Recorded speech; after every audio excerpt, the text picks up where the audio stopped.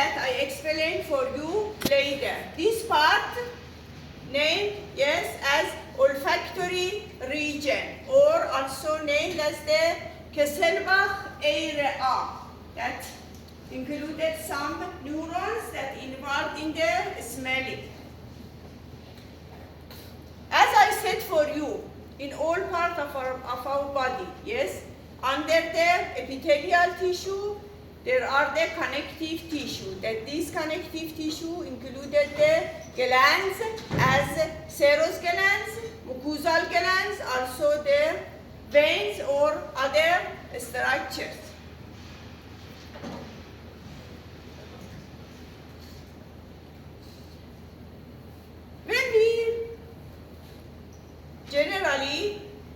When we want to study the organs, different organs that have a lumen, such as nasal cavity, trachea, vessels, or other one, we should study 4 layers as mucosal layer, submucosal layer, muscular, and also the adventitia. Again, I come back to the circulatory system because you now in this semester. Endothelial intima, yes, or endothelial cells, subendothelium, that under the epithelial cells included connective tissue, named in the vessels as subendothelium. In other organs, the organs that today we want to know about them as nasal cavity, larynx, trachea, or other part, named as submucosal layer, then muscular layer, and adventitia. That we now in different organs, each of them one by one. But generally, the submucosal layer and adventitia, both of them are types of loose connective tissue. That you know this tissue in the last semester included the fibers, cells, and also the ground substance. That in some organs may be included some special structures. In the respiratory system, because this system in most part should be always open for passing of the air, in some part the muscular layer replaced to the cartilaginous structures. You know the cartilage, yes, is not as soft as to the most of the organs, such as the muscular tissue, nerve cells, or others, and also not hard as the bone. Yes, it have a jelly-like structures. The first part of the nose is the cartilage. These cartilaginous structures always keep the airways open, that the air can pass from them. That in some organs of the respiratory system, they replace to the muscular layer. Yes, we want to know these 4 layers in each of the organs, from the nasal cavity to the alveoli. First part of the respiratory to last part. The mucosal layer. In most part of the respiratory system is a type of the epithelium that named the pseudo-stratified ciliated columnar epithelium. Is a type of the epithelium that most of the cells have columnar shape. The height of them is longer than wise. In their apical surface included the cilia, ciliated columnar, pseudo-stratified. The cells are in one layer, but the nucleus are in different layers. Because this type of the epithelium is in the respiratory system, also named as the respiratory epithelium, that line from the superior part of the nasal cavity until the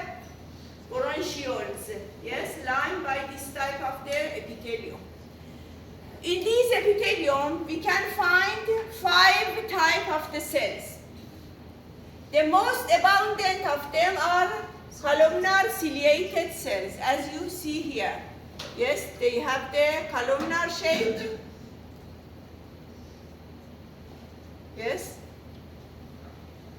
Columnar cells means their height is more than their width. And in their apical surface included the cilia. This type of the cell, as you see here, yes, all of these are columnar ciliated, are more abundant cells in the respiratory system. Between of them, there are some cells, some big cells with clear cytoplasm that named as goblet cells. You know them.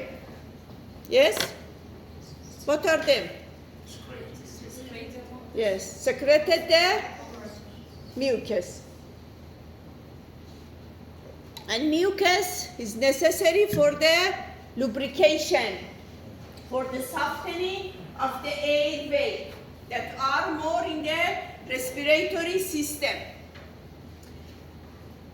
When we prepared the slides in the histology lab, the mucus dissolved in the alcohol and xylem and removed from the cells. Because of it, with H&D staining, the goblet cells have clear cytoplasm, and also they seems that the appearance is as same as to swab bubbles. Yes, there are lots of vacuolated structures in their cytoplasm that in the practical we can see them.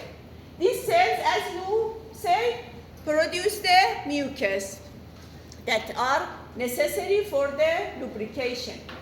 The third type of the cells named the brush cells or ciliated cells that in their apical surface included the microvilli. Yes, you know the microvilli are the cell membrane projection. The cell membrane project upward, increase the surface. Microvilli, because they seems as the brush, named as the brush cells that included the microvilli.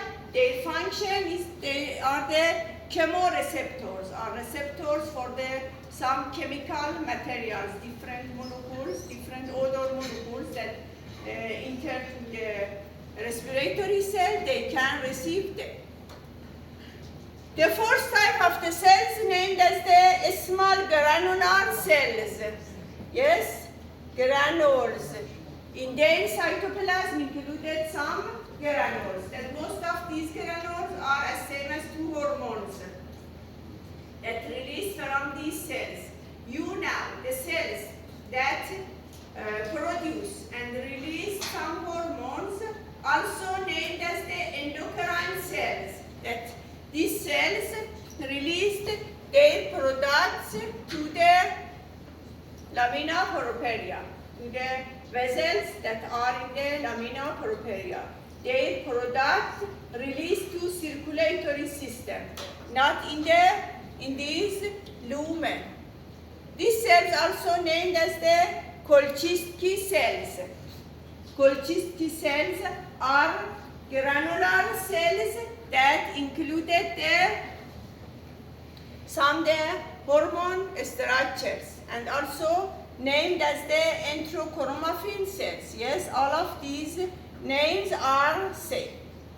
And finally, the last type of the cells are basal cells. You know them. This is a fact again. In the epithelial tissue, in all parts of the body, included the basal cells. These cells act as a stem cell. Yes, can do mitosis or yes, do mitosis, and also some of them can differentiate to these four type of the cells. Yes, these cells increase their number. There are lots of basal cells in all parts of the respiratory epithelium that some of these cells can differentiate to other cells. These type of the cells are in the respiratory epithelium. This type of epithelium line the superior portion of the nasal cavity. There are some parts of the pharynx, larynx, trachea, and also the bronchi. Gradually, when the bronchiole have some small branching, gradually the height of the epithelium decreased. Yes, it means the columnar shaped cells change to the cuboidal cells and finally change to the squamous cells gradually from upper part of the respiratory cell system to down part. For example, in the bronchioles, gradually lined by the cuboidal cells and finally alveoli lined by the squamous cells. This picture shows schematically the respiratory system. Columnar ciliated cells are more than. Barrage cells that included the microvilli. Kolchitsky cells or granular cells have granules in the cytoplasm that, as you see here, they are located close to the basement membrane and lamina propria that released their product to the lamina propria, they also named as the endocrine cells that released some hormones such as calcitonin or serotonin to blood and by blood spared to different parts of the body. The basal cell also are on the basement membrane, do mitosis and increase the number of the cells. And finally, goblet cells that produce the mucus. These mucus accumulated in their apical surface and finally released by exocytosis to the lumen of the organs of the respiratory system. There is another type of epithelium just in the nasal cavity, in the olfactory region, superior concha, that involved in the smelling. This type of the epithelium have three types of the cells. Basal cell, supporting cell, olfactory receptor cells. The basal cells is clear because as you know and I said that in all parts of our body that line by epithelial cells, epithelial tissue included the basal cells that located on the basement membrane and can do mitosis and differentiate to other type of the tissues.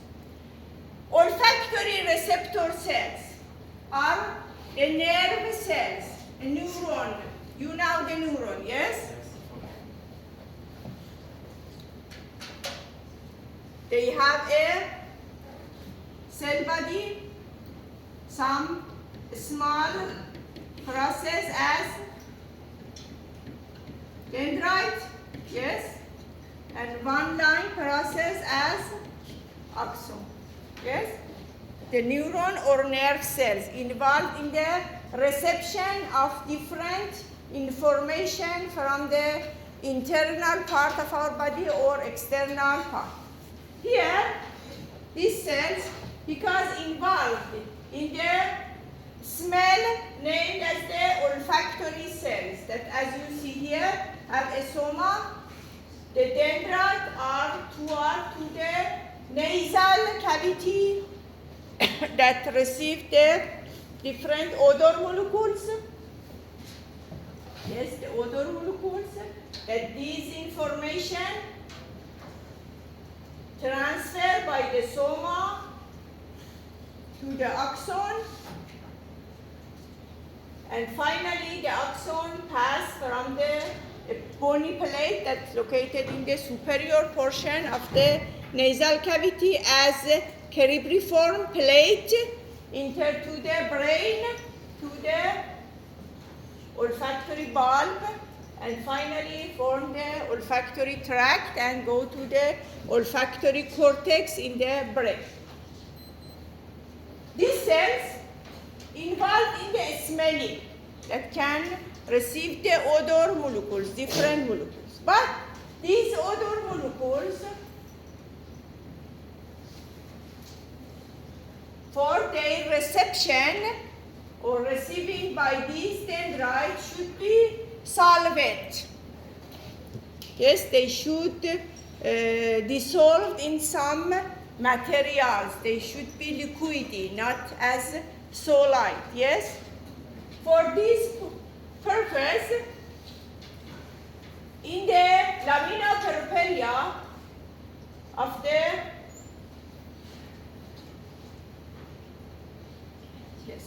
in the lamina propria of the olfactory portion, there are some glands that named as Bowman glands that, as you see here, have one secretory portion, release their products by a lumen to the nasal cavity that dissolve the odor molecules, and the dendrite can receive them. The Bowman's gland produce the serous. You know difference between the serous and mucus? Serous, mucus. Yes, they are some products of the glands. Some glands or some cells, for example, the goblet cells produce the mucin or mucus. Some cells produce the serous. In the cells, I think I sure that you forgot them. Yes, in the first semester, in the cell portion, you know about them. The serous is a little liquid, it's a watery structure. It's not high viscosity and mostly used for washing, for cleaning of some parts of our body.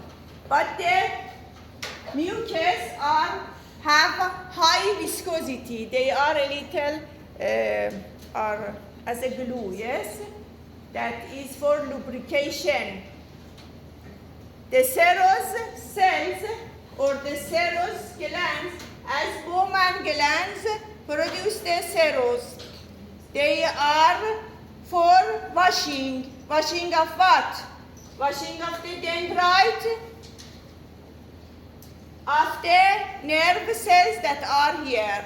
Gradually wash them and remove the odor molecules. Because of it, in always we can receive different smell from the atmosphere. Yes? Because gradually the Bowman glands produce the serous, wash the dendrite that then can act as a receptor for another odors. The third type of the cells are supporting cells, are lying cells that are between the nerve cells. And there is another fact. In our body, every part included neurons, included the supporting cells. Because the nerve cells are very sensitive. They are as a baby, yes, need to caring. And they need a mother, a brother, sister, father, or anything for caring of them. These mother or father are supporting cells that care the nerve cells, keep their environment in usual condition, regulate their temperature, the pH, the ionic concentration or other one, that the cells that are in the olfactory epithelium. The olfactory epithelium included three types of the cells, as basal cells, as neural cells involved in the smelling, and supporting cells that support the cells. This part is very important. I think one of the questions are from the type of the epithelium in the olfactory region and also the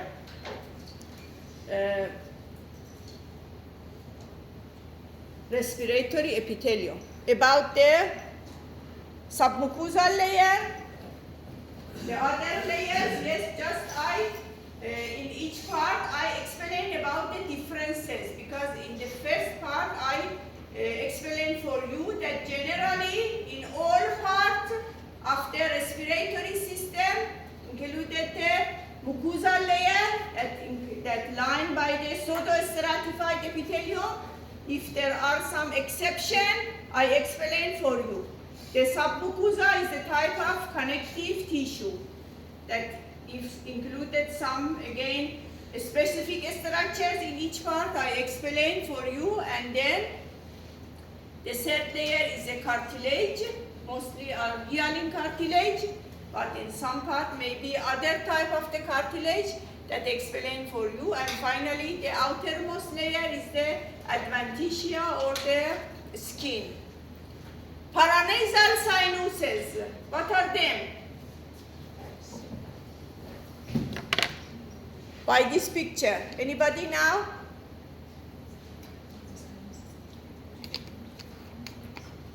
Paranasal sinuses are the four layers of the sinuses that can be found in the different places in the face, and in each part of them have a specific function.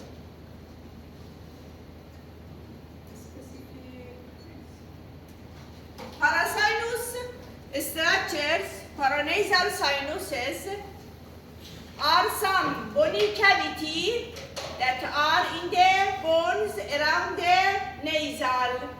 Around the nasal, named the para. Para means around. Nasal cavity. You know, in the anatomy, sinus means in are in different parts and have different names with different structures and different functions.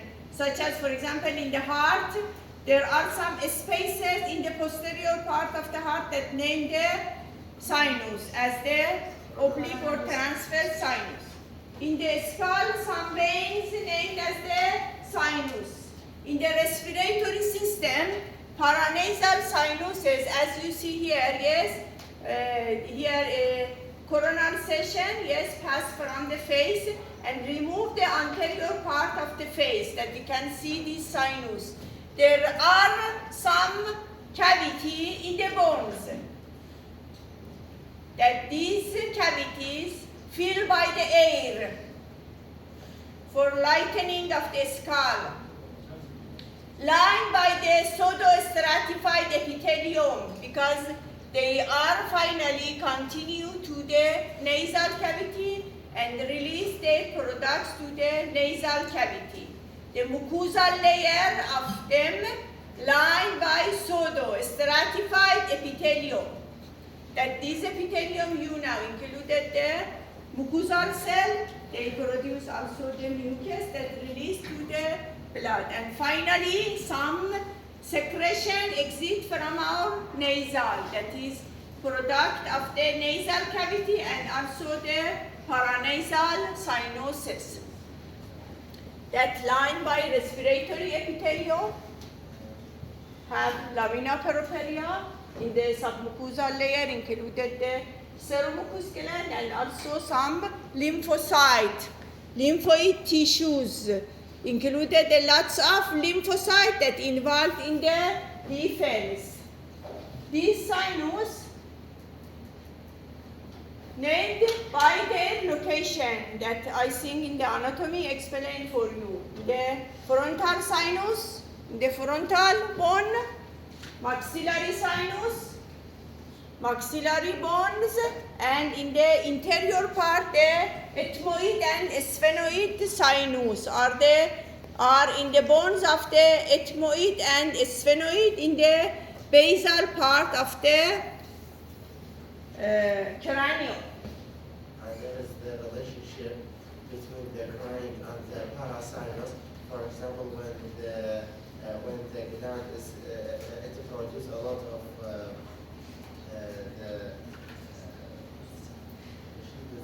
Mucus, for the example. no,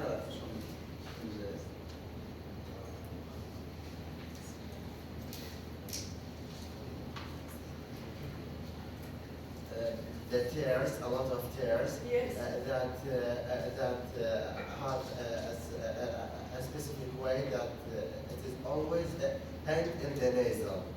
No, this is the tears conduct from the eye to the nasal by a very narrow canal that Yes. named the nasolacrimal.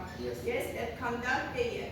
But the paranasal sinuses have a very short and small canal but they also finally release their products to the meatus that are in the inferior part of the concha.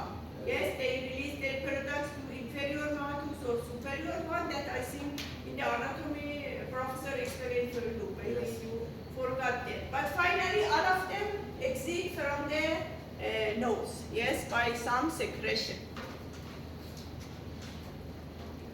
Any question? Do you, my explanation and my spelling is okay for you? Yes? Do you got it? If you have any problem, yes, for understanding of me, yes, because I just worry about maybe my spelling, yes, please, yes? Don't hesitate me, yes? Please tell me that I explain again more, yes? Because we have a time for the more explanation. After the nasal cavity, the other structures named as the pharynx. You know, anatomically pharynx, yes, have connection to three cavities as nose, oral cavity, and larynx. That because of it, divided to the nasopharynx, the part of the pharynx that is have relation to the nasal cavity located in the posterior portion of the nose. Oropharynx, posterior portion of the oral cavity, and laryngopharynx, posterior of the larynx, that because this part is very small and short, the laryngopharynx and larynx, both of them named as the larynx. That the nasopharynx and larynx are the organs of the respiratory system, and oropharynx is related to the oral cavity. The nasopharynx and the laryngopharynx are respiratory organs, thus the mucosal layer lined by respiratory epithelium. But some parts lined by the stratified squamous epithelium that are in the larynx that I explain for you later, included the lamina propria, loose connective tissue, or other one that I don't explain for you. But in the nasopharynx, there is, I don't know why it's covered. Yes? These structures in the posterior portion of the nasopharynx here, there is a lymphoid tissue that named as the pharyngeal tonsil. You know, the tonsils or lymphoid tissue in the circulatory system that included the thymus, yes, tonsils, spleen, and lymphoid nodes, yes, that the tonsils are in the first part of the respiratory system or digestive system, pharyngeal tonsil. As you know them, they are an accumulation of the lymphocyte. The lymphocyte aggregated together and form some spherical structures that name the lymphoid nodules. That lots of these nodules are in the tonsil, that involved in the defense, involved in the immune system. One of them are in the posterior surface of the nasopharynx as pharyngeal tonsil.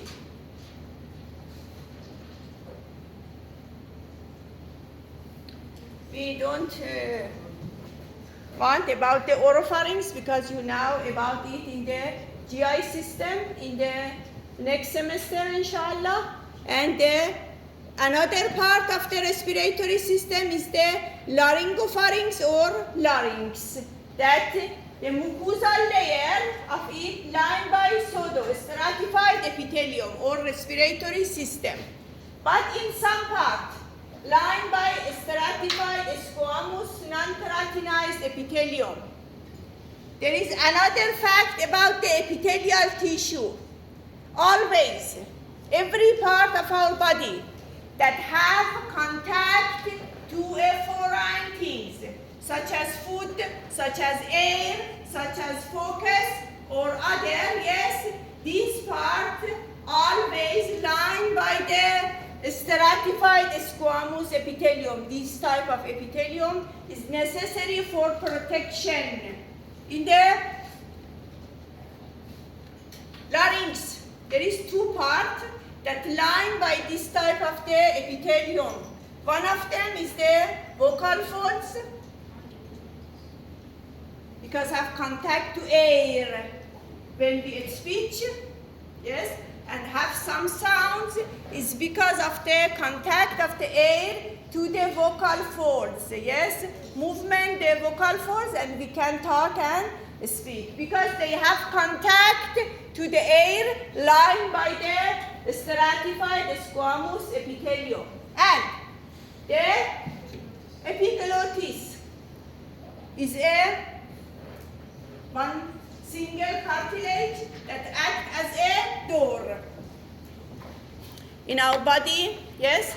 Trachea in the anterior, my anatomical position, yes, this is the trachea that pass air. In posterior of the trachea, there is the esophagus for passing of the food, as this. The epiglottis act as a door when the food pass from the esophagus and close the trachea. Thus, the epiglottis have two surfaces. One surface is toward to the GI system, named as lingual surface also, because it's a type, part of the GI system lined by the stratified squamous epithelium. And this part, the anterior part, is toward to the respiratory system. Close it or open it for passing of the air. The anterior portion or anterior surface of it lined by the pseudo-stratified epithelium. These two parts have exception in the respiratory system that lined by the stratified squamous epithelium. The other part, all of part lined by the pseudo-stratified epithelium. Under them, there is the lamina propria, dense loose connective tissue that also included the seromucous gland. Serous produce the serous, watery liquids for washing. Mucus produce the mucin or mucus for lubrication. And finally, some spare lymphoid tissues as lymphoid nodules, or no, maybe there are some spare lymphocytes that are in the lamina propria or in the submucosal layer.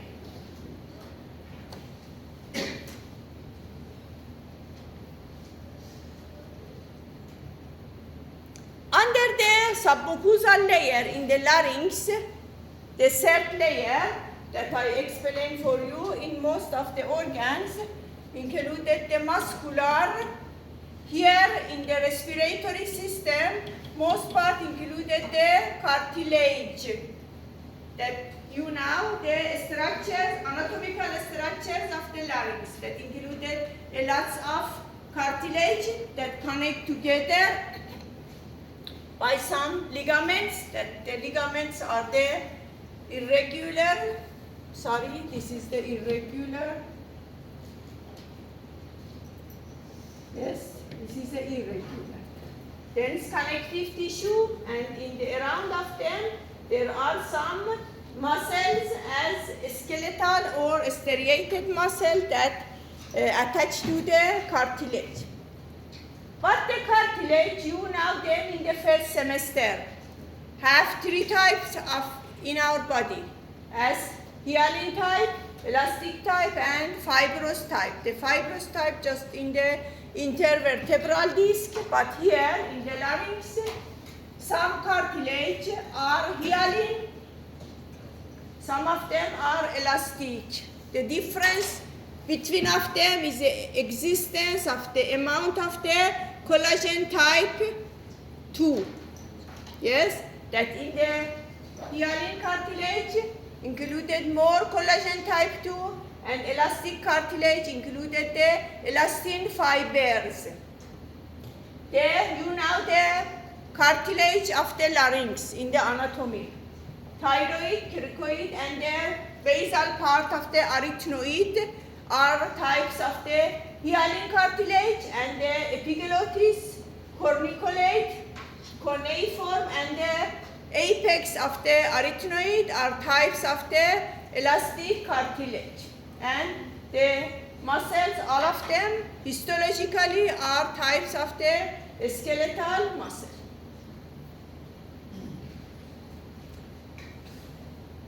The structures of the larynx, I explained for you about the epiglottis. Yes, it is as a door. The part that is toward to the respiratory system, lined by pseudostratified epithelium, and the posterior part is toward to the GI system, lined by the stratified squamous epithelium. And also, in the interior part of the larynx, there are 4 folds, 2 vestibular folds, 2 vocal folds. Vocal folds have contact to air, lined by the lined by the stratified epithelium, and other part, as you see here, lined by the pseudostratified. Any question? We have some minutes rest. Yes, if you have any question, ask me, and then I continue.